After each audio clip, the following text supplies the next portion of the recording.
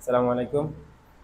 আমরা এখন কথা বলবো হচ্ছে এসএসসি ম্যাথ সেকেন্ড পেপার নিয়ে, অর্থাৎ 2025 সালে যারা এসএসসি পরীক্ষা দিবেন তারা কিভাবে এই ম্যাথ সাবজেক্টটাতে অল্প পড়েই মিনিমাম পাস করতে পারবেন এবং একই সাথে অল্প পড়াশোনা করে কিভাবে এ প্লাসও পেতে পারেন। তো সেই বিষয়টা নিয়ে আমরা সংক্ষেপে আলোচনা করব।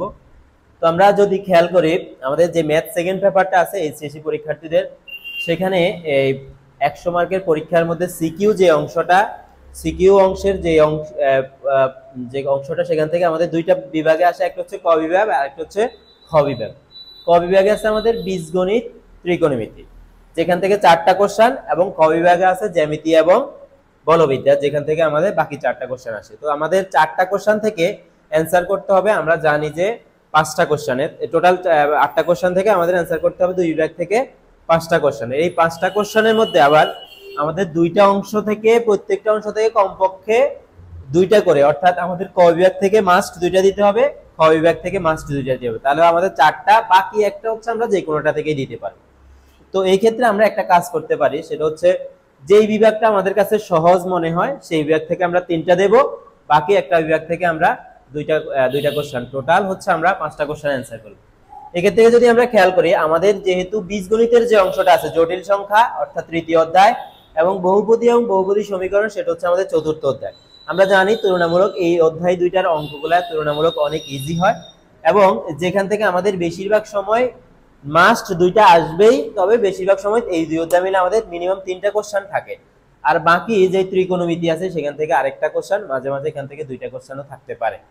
তো সেক্ষেত্রে আমরা যদি 3টা কোশ্চেনের অ্যান্সার করতে হয়, আমরা 90% সময় এই দুইটা অধ্যায় করলেই চলবে। তাহলে আমরা এই দুই অধ্যায় করেই আমরা এখান থেকে 3টা কোশ্চেন পাচ্ছি। তাহলে আমরা যারা শুধুমাত্র পাস করতে চাই তারা আমরা মাত্র এই দুইটা অধ্যায় করবো, একটা হচ্ছে জটিল সংখ্যা আর একটা হচ্ছে বহুপদী। এবং এই অধ্যায় দুইটার মধ্যে যদি আমরা খেয়াল করি, যে অঙ্কগুলা থাকে, ম্যাথগুলা থাকে, এগুলার প্রত্যেকটার সাথে একটার একটা মিল আছে, এবং আমরা কয়েকটা নিয়ম ঠিক মতো করলেই পাস করব। তবে যারা এই নিয়মটা ফলো করতেছেন, অর্থাৎ অল্প অধ্যায় করেই পাস করবেন, তাদেরকে আমি বলবো অবশ্যই ওই অধ্যায়ের সকল নিয়মের অঙ্কগুলা করতে হবে, অর্থাৎ একটা নিয়মের অঙ্ক বাদ দেওয়া যাবে না।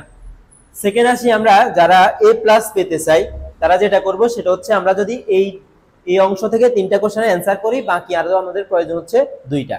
তো 2টার ক্ষেত্রে আমি বলবো যারা কনিক করছেন তারা অবশ্যই শুধুমাত্র কনিকটাই করেন, কারণ কনিক থেকে আমাদের 95% সময় 2টা অটোমেটিক চলে আসে, 95% সময় 2টা আসে। তো সেক্ষেত্রে আমরা কনিক করলে এখানে 2টা পেয়ে যাচ্ছি, আর এই 2 অধ্যায় করলে এখানে 3টা পেয়ে যাচ্ছি। মাত্র 3টা অধ্যায় করে আপনি এখানে সিকিউতে ফুল মার্কের অ্যান্সার করা সম্ভব, অর্থাৎ আমরা এই 50 মার্ক অ্যান্সার করা সম্ভব এই 3টা অধ্যায় করে। তবে কারো যদি এখানে কোনো একটা অধ্যায়ে সমস্যা থাকে, স্পেশালি কনিক অধ্যায়ের সমস্যা থাকে, তারা অবশ্যই বাকি যে 2টা অধ্যায় স্থিতিবিদ্যা এবং সমতলে বস্তুকণার গতি, এই 2টা অধ্যায় করতে হবে, কারণ এই 2টা অধ্যায় থেকে একটা একটা করে বেশিরভাগ সময় 2টা আসে, মাঝে মাঝে 3টাও দিয়ে দেয়। তাহলে আমরা যদি সংক্ষেপে সামারাইজ করি, সেটা হচ্ছে আমরা যারা শুধুমাত্র পাস করতে চাই তারা জটিল সংখ্যা করব এবং হচ্ছে বহুপদী করব, তাহলে এই 2টা অধ্যায় করলে নিশ্চিত পাস। আর যারা আমরা এ প্লাস পেতে চাই তারা এই 2টার পাশাপাশি মিনিমাম কনিক অধ্যায় শেষ করব। যদি কনিক অধ্যায় শেষ করার পর আমাদের সময় থাকে, আমরা স্থিতিবিদ্যা এবং সমতলে বস্তুকণার গতি এই 2টা অধ্যায় করব। আর সিকিউ, এটা হচ্ছে আমাদের সিকিউর জন্য। আর যারা এমসিকিউ ভালো করতে চান তারা অবশ্যই সবগুলো অধ্যায় থেকেই এমসিকিউ আসে, সুতরাং কোনো অধ্যায় এমসিকিউর জন্য বাদ দেওয়ার সুযোগ নাই। সবাই তাহলে এই সংক্ষিপ্ত সিলেবাস ফলো করে ভালো একটা রেজাল্ট করতে পারেন। ধন্যবাদ।